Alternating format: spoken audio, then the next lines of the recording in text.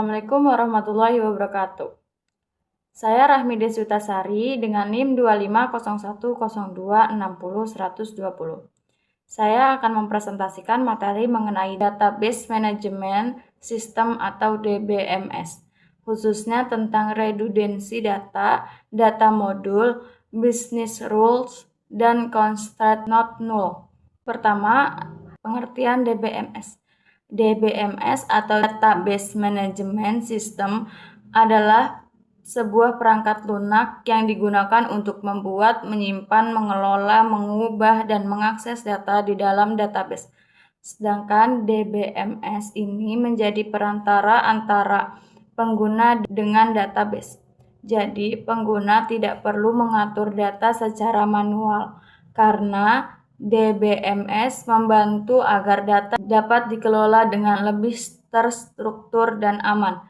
DBMS diperlukan karena jumlah data yang dikelola saat ini sangat banyak. Dengan adanya DBMS, pencarian dan pengelolaan data menjadi lebih mudah. Keamanan data juga lebih terjaga dan beberapa pengguna dapat mengakses data secara bersamaan. Keunggulan DBMS yang pertama adalah mengurangi redundansi data. Artinya, data yang sama tidak perlu disimpan berkali-kali. Yang kedua, meningkatkan keamanan dan integritas data. Karena DBMS menyediakan pengaturan hak akses dan aturan untuk menjaga data tetap benar dan konsisten. Yang ketiga, memudahkan akses dan mengelola data. Karena data dapat dicari, diperbarui, dan digunakan oleh banyak pengguna dengan lebih mudah. Contohnya pada sistem file biasa, data mahasiswa bisa tersimpan berulang di beberapa file. Sedangkan dengan DBMS, data tersebut dapat dikelola secara lebih terpusat. Selanjutnya kita masuk ke redundansi data. Redundansi data adalah kondisi ketika data yang sama disimpan lebih dari satu kali di dalam database atau beberapa file. Contohnya data mahasiswa seperti nama Rahmi dan jurusan sistem informasi bisa tersimpan di file pembayaran, file akademik, dan file perpustakaan. Jika data yang sama tersimpan berulang, maka terjadi redundansi data. Redundansi ini menjadi masalah karena dapat menyebabkan beberapa hal seperti pemborosan ruang penyimpanan dan ketidakkonsistenan data. Misalnya, data nomor telepon seorang mahasiswa sudah berubah, tapi salah satu file masih menggunakan nomor yang lama. Akibatnya, terdapat informasi yang berbeda untuk orang yang sama. Selanjutnya adalah data model. Data model adalah gambaran atau representasi mengenai bagaimana data disusun, saling berhubungan, dan digunakan dalam sebuah database. Data model membantu kita menentukan data apa saja yang akan disimpan, bagaimana hubungan antar data, struktur data, serta aturan atau batasan yang berlaku pada data. Beberapa contoh model data yaitu relational model, hierarchical model, network model, dan object-oriented model. Lalu, mengapa data model penting?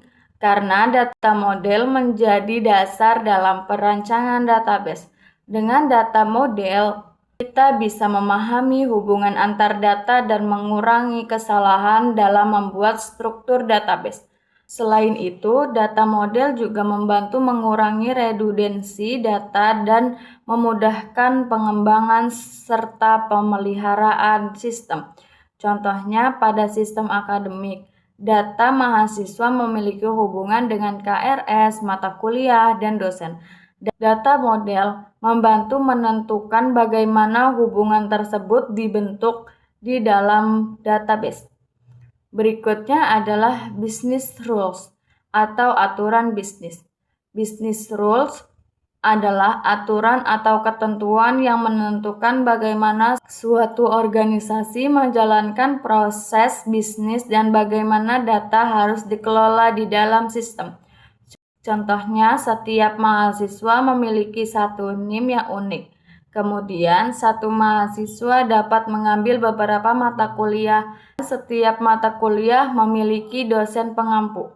Jadi, bisnis rules ini menggambarkan aturan yang terjadi dalam dunia nyata. Nantinya aturan tersebut ditetapkan ke dalam database. Pentingnya bisnis rules. Bisnis rules penting bagi seorang database analis karena membantu memahami kebutuhan organisasi. Dari bisnis rules, kita bisa menentukan struktur dan hubungan antar tabel, menentukan primary key dan foreign key, serta menentukan constraint atau aturan pada data. Jadi, bisa dikatakan bahwa bisnis rules menjadi salah satu dasar dalam merancang database agar sesuai dengan kebutuhan dan proses bisnis organisasi. Kita masuk ke constraints not null. Not null adalah constraint yang digunakan untuk memastikan bahwa suatu kolom wajib memiliki nilai dan tidak boleh kosong. Contohnya, pada tabel mahasiswa terdapat kolom NIM, nama, dan nomor telepon. Jika kolom nomor telepon diberikan constraint not null, maka setiap mahasiswa wajib mengisi nomor telepon tersebut. Jika nomor telepon tidak diisi, maka data mahasiswa tidak dapat disimpan. Dampak not null. Penggunaan not null tentu memiliki dampak terhadap pengguna dan integritas data.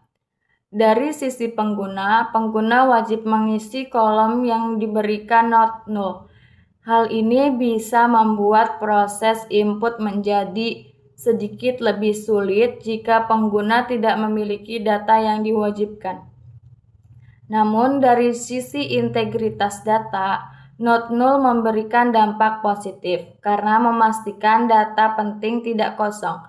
Jadi, not null dapat membantu menjaga kelengkapan data, tetapi penggunanya harus disesuaikan dengan kebutuhan. Terhadap performa database, dampak performa umumnya kecil. Not null tidak secara langsung menyebabkan penurunan performa yang signifikan. Yang D, terhadap fleksibel masa depan. Jika semua kolom dibuat not null, perubahan kebutuhan sistem menjadi lebih sulit karena setiap data baru harus selalu memiliki nilai. Praktik terbaik not null. Untuk penggunaan not null, sebaiknya constraint ini hanya diberikan pada kolom yang benar-benar wajib diisi. Contohnya seperti primary key, identitas utama, data yang diwajibkan oleh proses bisnis, atau data yang dibutuhkan dalam suatu transaksi. Sedangkan untuk data yang bersifat opsional, tidak selalu harus menggunakan not null.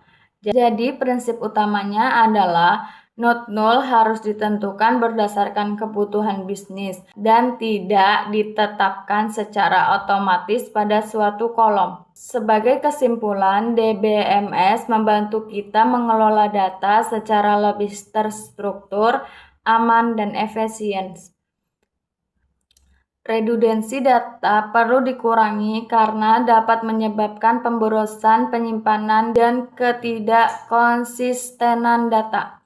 Kemudian, data model menjadi dasar dalam merancang struktur dan hubungan data di dalam database. Business rules membantu memastikan database sesuai dengan kebutuhan dan proses bisnis organisasi.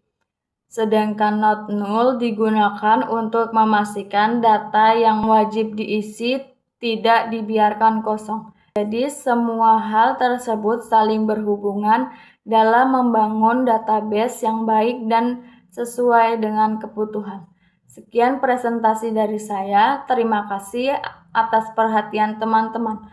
Wassalamualaikum warahmatullahi wabarakatuh.